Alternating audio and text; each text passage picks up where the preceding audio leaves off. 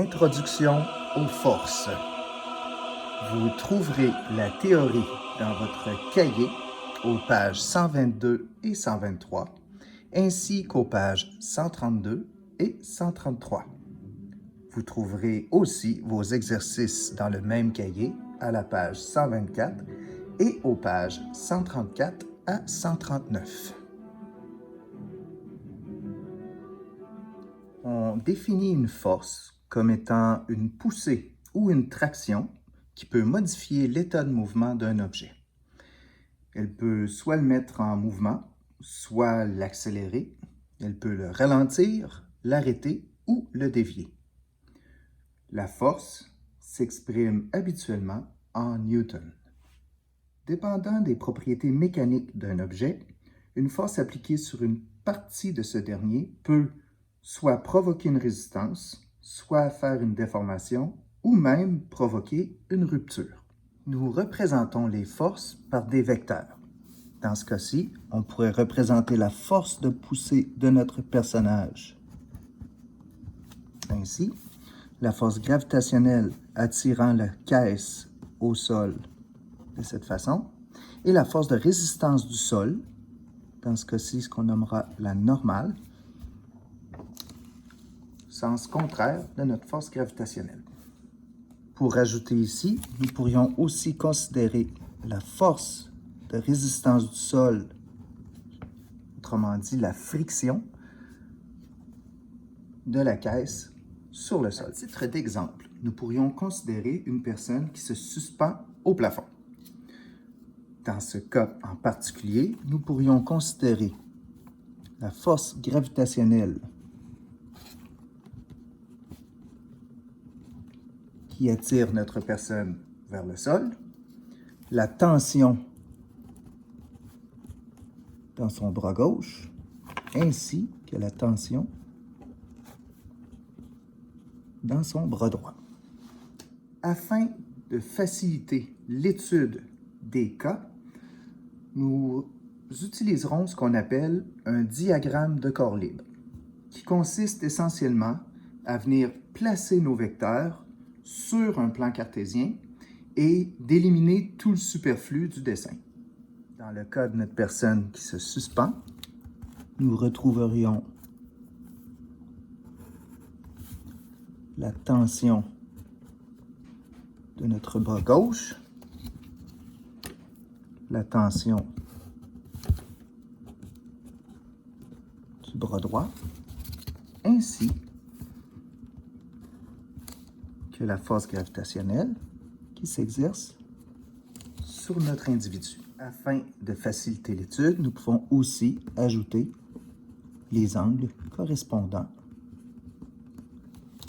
aux vecteurs. Nous pouvons par la suite étudier les vecteurs selon leurs composantes tels que vus en mathématiques.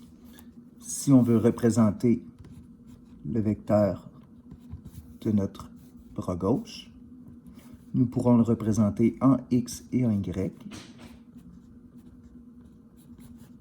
En X comme étant le cosinus de l'angle et en Y avec la norme multipliée par le sinus du même angle. La tension du deuxième bras, nous retrouverons dans ce cas-ci, puisque je suis dans le sens négatif, sinus de l'angle,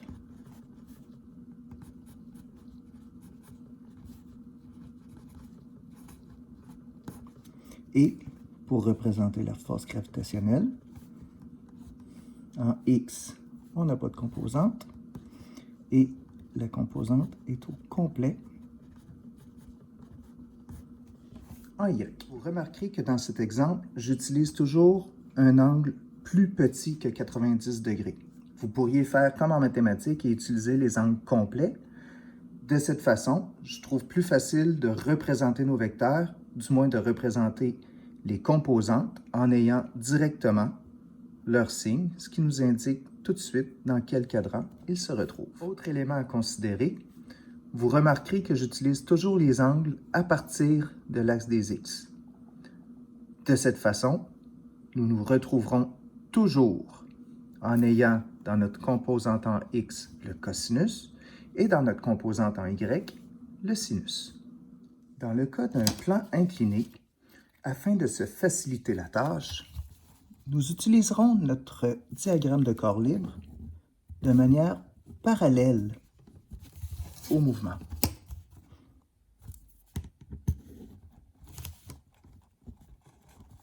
Ainsi, les forces gravitationnelles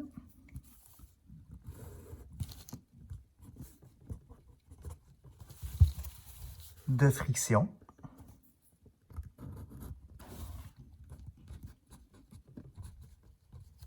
ici, et dans ce cas, ce qu'on appellera la normale, ce qui s'exerce entre le sol et la boîte pour pas qu'elle défonce, seront plus facilement représentables et on se retrouve dans ce cas-ci avec seulement une force qui aurait un angle. Dans ce cas-ci, cet angle serait de 90 moins θ.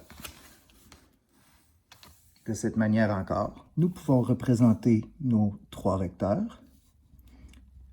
La force gravitationnelle comme étant la norme de la force gravitationnelle cosinus dans ce cas-ci de 90 moins θ et en y, la force gravitationnelle sinus de 90 moins θ, et comme cette force est dans le quatrième quadrant, on va le mettre négatif en y.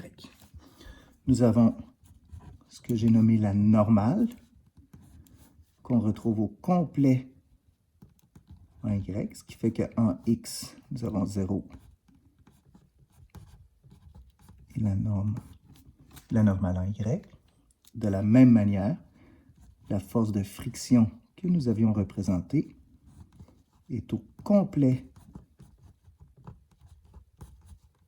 en x et on ne la retrouve pas en y. Nous nommerons force résultante comme étant la somme de toutes les forces impliquées dans un système. Donc, on pourrait avoir dans ce cas-ci plusieurs forces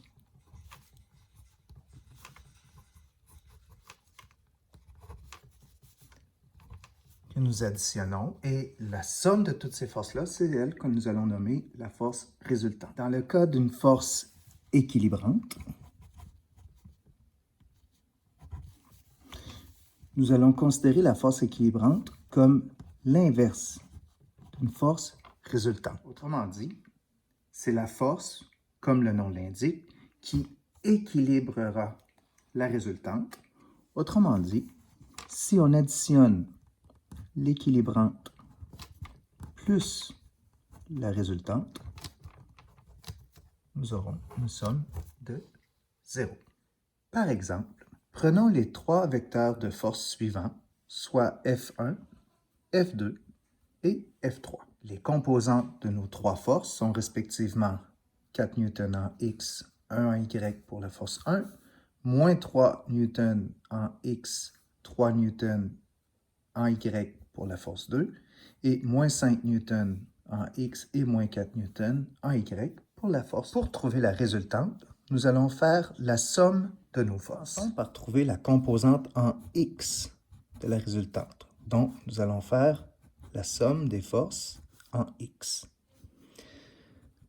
Nous avons donc pour la force 1 en X, 4 N, moins 3 N pour la deuxième force, et moins 5 N pour la troisième force. La composante en X de notre résultante donne moins 4 N. Trouvons la composante en Y de la résultante, soit cette fois la somme des forces en Y.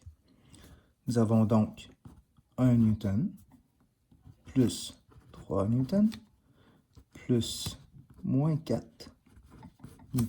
La résultante en Y nous donne donc, dans ce cas-ci, 0 Newton. Nous pouvons donner donc notre résultante comme étant moins 4 Newton en X, 0 Newton en Y. Puisque l'équilibrante est l'inverse de la résultante, nous allons donc prendre la composante en X et la composante en Y de notre résultante que nous allons transformer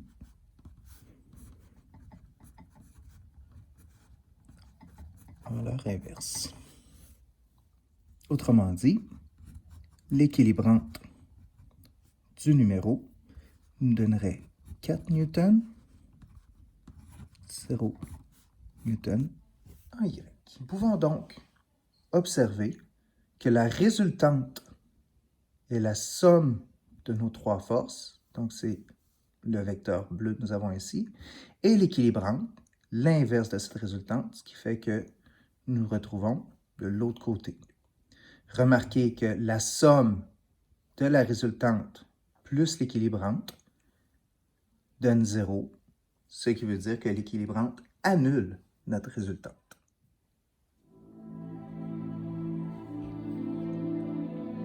C'est ce qui termine notre introduction aux forces. Je vous rappelle que vous retrouverez la théorie de ce qu'on vient de voir aux pages 122-123 de votre cahier, ainsi qu'aux pages 132 et 133. Vous pouvez aussi aborder les exercices dans le cahier à la page 124, ainsi qu'aux pages 134 à 139.